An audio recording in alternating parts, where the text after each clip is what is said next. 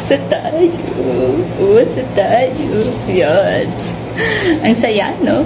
May pag-group study pa kami. Pero ang ganda talaga yung 70 possible questions. Kasi parang na-relax ako doon sa mga tanong. Nalaman ko kung paano ko sasagutin. Napakaganda yung yung i-try nyo yung 70 possible question, yung magtanong-tanong kayo sa may magtatanong sa'yo para mahanda mo paano sasagutin pag tinanong ka ng ganun. Yun. Kasi sa akin, karamihan doon sa possible questions, yun ang itinanong sa akin. Yun. Bali, pumunta ko ng embassy, 4:30, may mga kasama ako, tapos pagdating namin doon, marami na ang pila, may mga nakilala ako doon na K1 visa, yung isa nga kasama pa niya yung fiancé niya. Then, pinapila kami,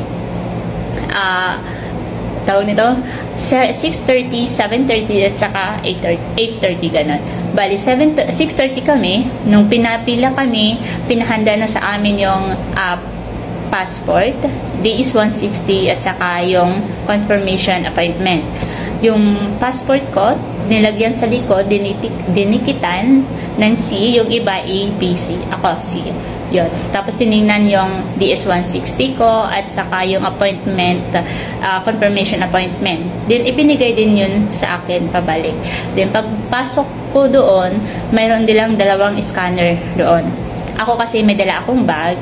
Yung una ipinadaan sa scanner, yung pangalawa ay pinalagay doon sa doon sa counter, tapos talagang binuklat ni Kuya Guard. Tiningnan yung may mga dalang bag kasi ako malaki yung dala kong bag na may maraming requirements. Yon. Pagpasok naman doon, umupo lang ako doon sa hilira ng C kung ano ang nakalagay doon sa passport ko. Doon lang ako umupo. Then habang nakaupo kami ay pinahanda na sa amin yung mga original documents.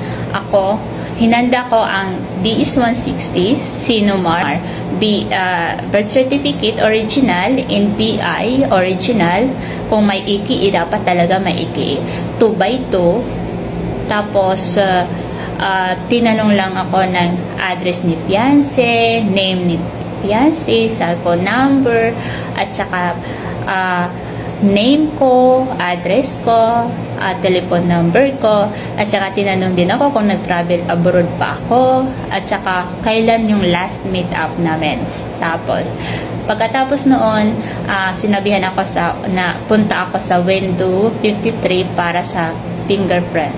Yun. Nagpila lang kami kasi sa window 53 nakasarado pa, bali isa lang ang open, window 52 pasok. Nung sa akin na, Diyos ko dahi, nabingi ang person. Ang sabi kasi sa akin, full name and birthday. Sinabi ko yung full name ko. Ang sabi ni Consul, I repeat, full name and birthday. Akala ko, mali yung answer ko. Kaya ang sinagot ko na lang yung pangalan ko at saka yung birthday ko. Then, I repeat, full name and birthday. Okay. Yun na, as in, nilakasan ko ng boses ko, full name ko, at saka birthday. At saka, pagkatapos nun, fingerprint na. Una ang kaliwa, itong apat sabay-sabay itong ilalagay. Tapos, kailangan daganan kasi hindi siya nababasa. Tapos, ito naman, dadaganan din para dumikit talaga. Then, last itong dalawa. Yun. And after that, hiningi sa akin ang DS 160. Yun. At saka ibinalik sa akin ng aking passport. Tapos nag-antay na kami doon sa pila para sa last interview na. So sa last interview, kung mayroon pa kayong mga requirements na original na hindi nahingi sa'yo doon sa dalawang window, ihahanda yon. Sa akin kasi wala naman, nabigay ko naman lahat. Bali, passport na lang talaga ang inilabas ko. Tapos tinawag yung name ko, window 60. Yun, kailangan talaga makikinig kasi medyo may pagkais lang ang ibang tumatawag. So, window 60 ako pumunta ako, sobrang kaba, ang lamig-lamig ng kamay ko.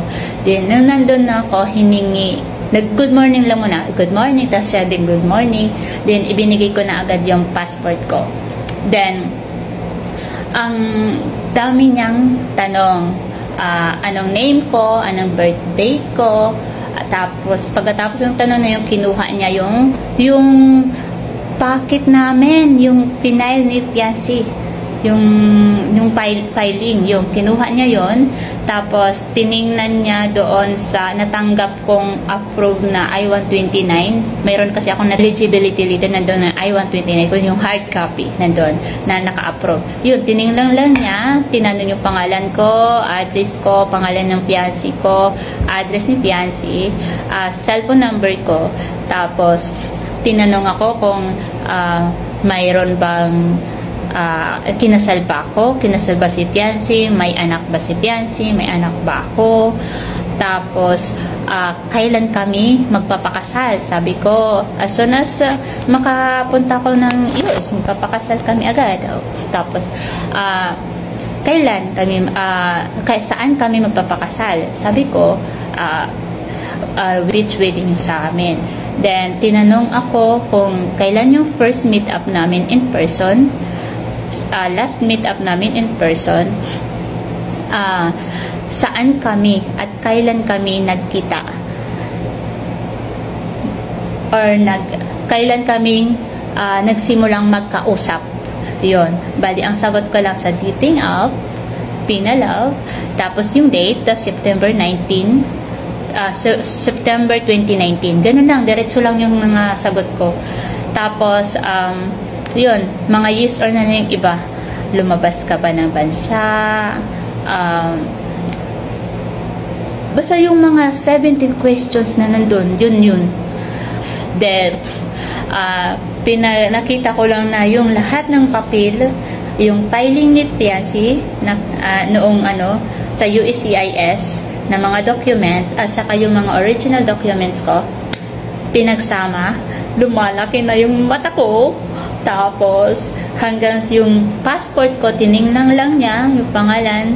Then, ipinasok niya doon sa plastic.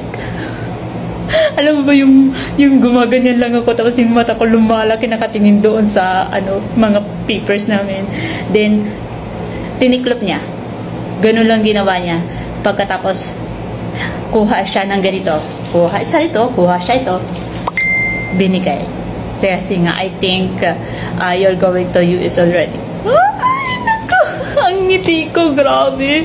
Nakatingin ako sa mga requirements ko, hindi man lang humingi kahit isa.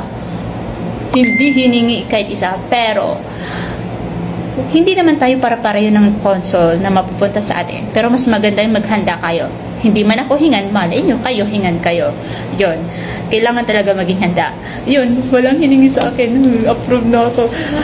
Alam mo ba, para akong timang, naglalakad, naggaganyan ako. Hindi man lang ako nahiya. Diyos ko, day. Diba? At least, tapos na tayo. See you po naman.